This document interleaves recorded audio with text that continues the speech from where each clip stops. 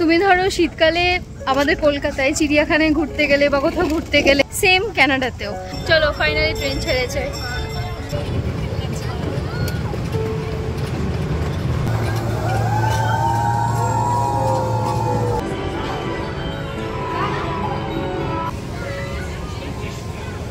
তো আমরা দুজনেই বিচে নেমেছিলাম, স্নান করলাম, খুব ভালো এক্সপিরিয়েন্স।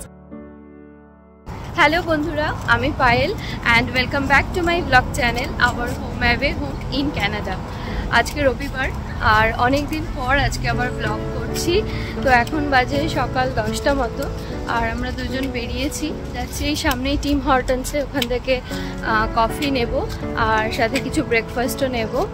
তো আজকে ভাবছি কোথাও ঘুরে আসি, সেরকম কিছু প্ল্যান নেই।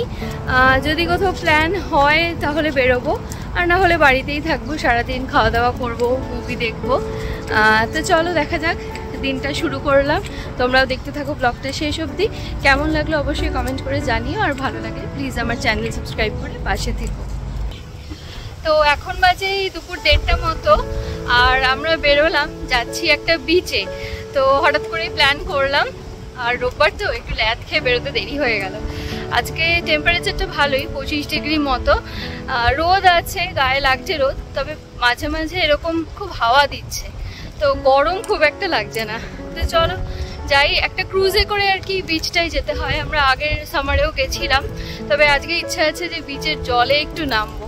তো ওখানে গিয়েই লাঞ্চটা সারবো। এখন টিটিসি করে যাচ্ছি আর কি বিচের দিকে। চলো ব্লগটা কন্টিনিউ করছি, তোমরাও দেখতে থাকো। তো টিটিসি করে ইউনিয়ন স্টেশনে নামলাম। এখন এখান থেকে স্ট্রিট কারে করে আমরা যাব কুইন্সকি স্টেশন, কারণ সেখান থেকে ফেরি টার্মিনালটা একটু ক্লোজ হবে। সো আমরা নেমে গেছি, বাট এখন আমরা ফেরি করে যাব আইল্যান্ডে। একটু আগে আমি ভুল বলেছিলাম, ওটা ক্রুজ না, ফেরি। বাট প্রচণ্ড লাইন, প্রচুর লোক এসছে, অনেক অনেক লাইন।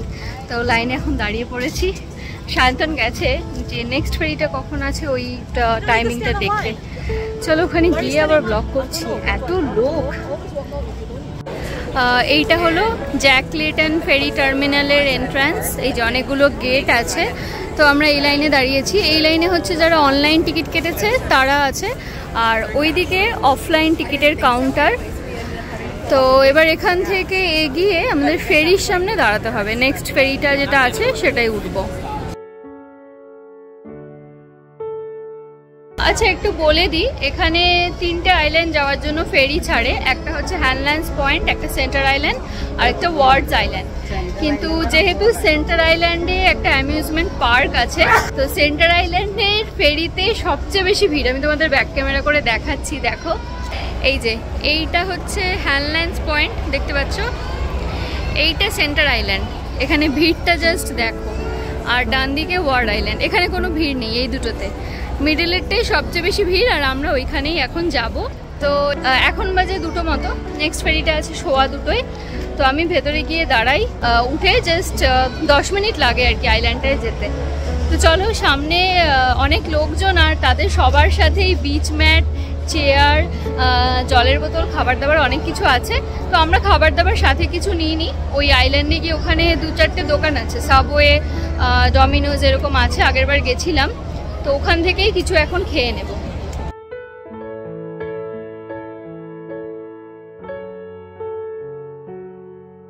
সো ফাইনালি আমরা ফেরিতে উঠে গেছি, আর এখানে দেখতেই পাচ্ছ সবার জন্য লাইফ জ্যাকেটেরও ব্যবস্থা আছে।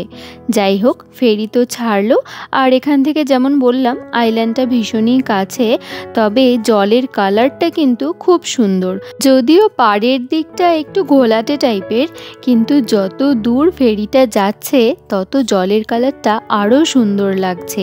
কোথাও হালকা ব্লু, কোথাও একটু ডিপ ব্লু, আবার কোথাও টার্কয়েজ ব্লু কালারের, আর মাঝে মাঝে গ্রিনেরও শেড যেন চোখে পড়ছে। আর আজকে ওয়েদারটা ভীষণ সুন্দর, বেশ রোদ উঠেছে, আর আকাশটা দেখে মনে হচ্ছে যেন হাতে আঁকা। আর এদিকে যেতে যেতে লক্ষ্য করলাম আমরা যেমন টরন্টো থেকে সেন্টার আইল্যান্ডের দিকে যাচ্ছি, এদিকে একদল ক্যানাডা গুজ, তারা মনে হয় সেন্টার আইল্যান্ডেই থাকে, সেখান থেকে এখন যাচ্ছে টরন্টোর দিকে। যাই হোক, ফেরি থেকে নেমে এখন আমরা চলে এসেছি সাবওয়েতে। এখান থেকেই আজকের লাঞ্চটা নেব। আগের বারও মনে আছে সাবওয়ে থেকেই খেয়েছিলাম। তো আজকে আমরা দুজনেই নিলাম চিকেন রাইস বোল। ওই ব্রাউন রাইসের সাথে চিকেন আর স্যালাডের মিক্স আর কি। তো আমরা খাওয়া দাওয়া সারলাম। এখন বেশ হাওয়া দিচ্ছে, 3:30 মতো বাজে। আর এই পার্কের মধ্যেই একটা বেঞ্চ ছিল, তো ওখানে জায়গা পেয়ে গেছিলাম। অনেকে মাটিতে বিচ ম্যাট পেতেও বসেছে, গাছের নিচে বসে আছে। আমরাও একটা এই ম্যাপেল গাছের নিচে বসে আছি। দেখো খুব সুন্দর হাওয়া দিচ্ছে, আর গাছের পাতাগুলো দেখতে বেশ ভালো লাগছে, একদম সবুজ চারপাশটা।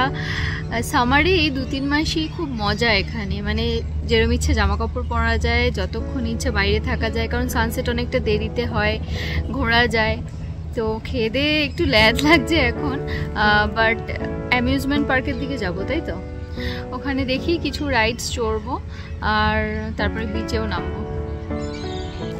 তো হাঁটতে হাঁটতে লক্ষ্য করলাম এক জায়গায় একজন আইসক্রিম বিক্রি করছে।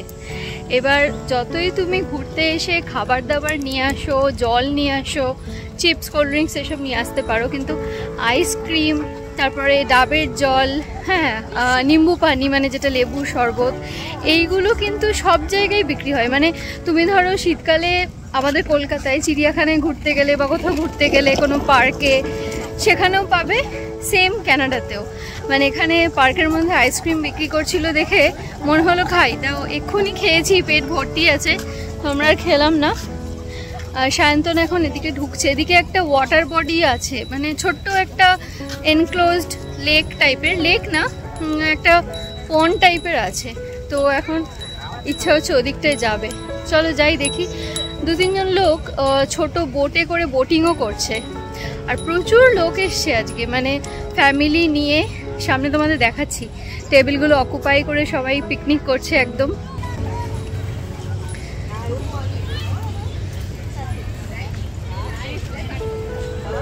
ওই যে সামনে চলেছে আমার বর, চলো যাই পিছনে পিছনে।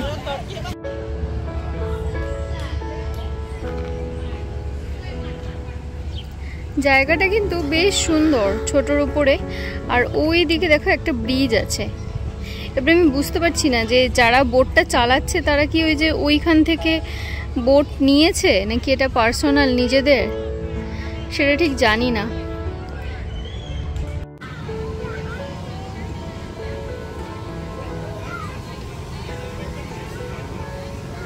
এখন আমরা এসেছি সেন্টার আইল্যান্ডের অ্যামিউজমেন্ট পার্কে। এটার নাম হলো সেন্টারভিল অ্যামিউজমেন্ট পার্ক। তো এখানে দেখতেই পাচ্ছ বাচ্চাদের জন্য স্পেশালি বিভিন্ন রকমের রাইডস আছে। তো সামারের বেশ কয়েক মাস কিন্তু এই পার্কটা একটা লম্বা সময়ের জন্য খোলা থাকে, সেটা অবশ্য তোমরা গুগল করলেই জানতে পারবে। আর আগের বছরেও আমরা সেন্টার আইল্যান্ডে এসেছিলাম, সেই ব্লগেও আমি এই ডিটেলে সব কিছু বলে দিয়েছিলাম। আর এখানেও একটা এনক্লোজড ওয়াটার বডি আছে, তো সেখানেও দেখছি বেশ কিছু মানুষজন বাচ্চাদের নিয়ে এই রাইডসগুলো চড়ছে। এইখানে বেশ কিছুটা লাইন পড়েছে, মনে হচ্ছে এটা টয় ট্রেনের লাইন। তো চলো আমরাও ভাবছি টয় ট্রেনে উঠবো। এবার টিকিটটা কোন দিক থেকে কাটতে হবে সেটা এখন খুঁজে বের করতে হবে আগে। সো আমরা এখন টয় ট্রেনের লাইনে দাঁড়িয়ে আছি, আর এইমাত্র একটা ট্রেন পাস করলো আর কি। তো আমরা সেটাতে উঠতে পারলাম না, আমাদের আগে এখনও আরও কিছুটা লাইন আছে। হোপফুলি নেক্সট টাইম আমরা জায়গা পেয়ে যাব। তো এইখানটায় দাঁড়িয়ে আমার মনে পড়ছে যে আমরা একবার 25 ডিসেম্বর না 31 ডিসেম্বরে নিকো পার্ক গেছিলাম অনেক ছোটোবেলায়। তো সেদিন এত ভিড় ছিল যে সারাদিন লাইন দেওয়ার পর আমরা শুধুমাত্র টয় ট্রেন চড়তে পেরেছিলাম, আর বোটিংয়ের লাইন দিয়ে হাফওয়ে থেকে তারপর চলে এসেছিলাম, কারণ প্রচণ্ড ভিড় ছিল। আজকে এখানে অতটা ভিড় না হলেও বেশ ভালোই ভিড় আছে। তো এখন বাজে প্রায় 4:30 মতো, অলরেডি 10 মিনিট লাইনে দাঁড়িয়ে আছি, আরও কিছুক্ষণ লাগবে কারণ ট্রেনটা জাস্ট গেছে, আসতে আর একটু টাইম লাগবে। তো টয় ট্রেনটাই হয়তো চড়তে পারবো, কারণ এরপর আর কোনো রাইডে লাইন দিলে আরও বেশি লেট হয়ে যাবে। আজকেও মানে সেরকমই একটা দিন, অনেক কিছু চড়তে ইচ্ছে করছে, বাট টাইম অত নেই হাতে, কারণ আমরা খুব একটা রাত করবো না, এই সানসেট হওয়ার আগে আগেই ফিরে যাব বাড়িতে, সেরকমই প্ল্যান আছে। সো ফাইনালি আমরা টয় ট্রেনে উঠতে পেরেছি। প্রচণ্ড ভিড়, এই যে পিছনে আরও লাইন। কি রে, কেমন লাগছে? সায়ন্তন বলছে এই ট্রেনে তারাই উঠছে যাদের সাথে একটা বাচ্চা আছে বা যারা নিজেরা বাচ্চা, আমাদের বয়সী কেউ উঠছে না। এবার দেখো, মন থেকে এইগুলো ব্যাপারটা মনের উপর, তাই না? বয়সের সাথে এটার কোনো লিঙ্ক নেই। চলো ফাইনালি ট্রেন ছেড়েছে।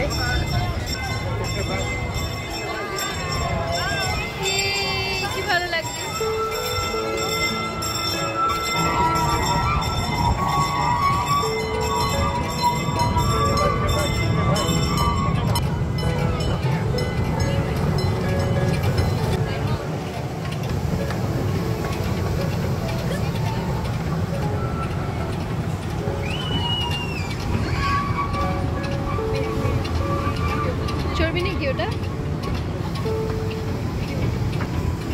তো এইখানে যে টয় ট্রেনটায় আমরা উঠেছি সেটা মোটামুটি পার্কের অনেকটা পোর্শন ঘুরিয়ে নিয়ে আসে।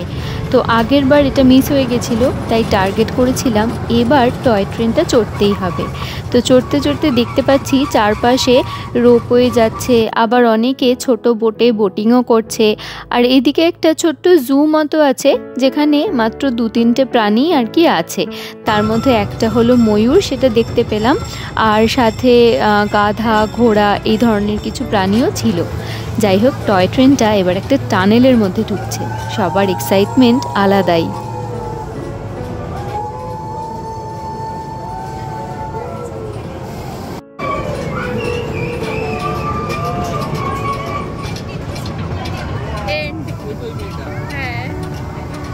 তো দেখতে দেখতে প্রায় 10 মিনিটের মধ্যেই আমাদের এই টয় ট্রেন রাইড শেষ হয়ে গেল। ভালো আছে।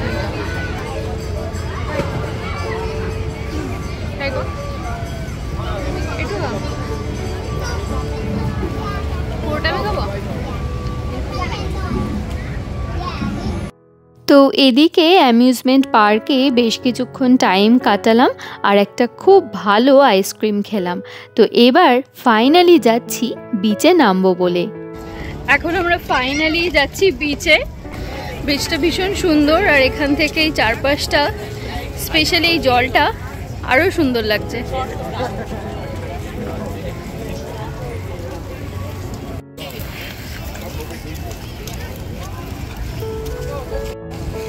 এই যে দেখো, একটু আগে বলছিলাম না যে বেশ কিছু জায়গায় আইসক্রিম বিক্রি হচ্ছে, এই যে দেখো।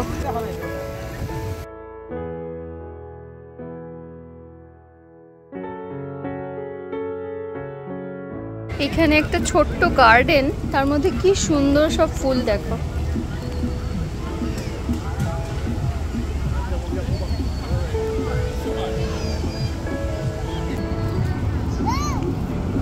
গাঁদা ফুলের ভীষণ একটা স্ট্রং গন্ধ পাওয়া যাচ্ছে, আর আবার সূর্যমুখীও ফুটেছে, কি সুন্দর।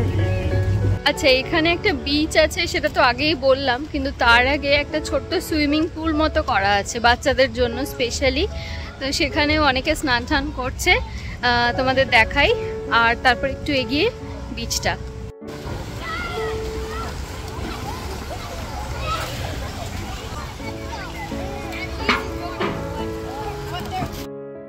আগেরবার সামারে যখন সেন্টার আইল্যান্ড এসেছিলাম তখন কিন্তু জানতাম না যে এখানে এত সুন্দর একটা বিচ আছে। যারা টরন্টোতে থাকো আর বাড়ির কাছেই ছুটির দিনে কোনো বিচে যাওয়ার প্ল্যান করছো, তারা কিন্তু সেন্টার আইল্যান্ডের এই বিচে আসতেই পারো।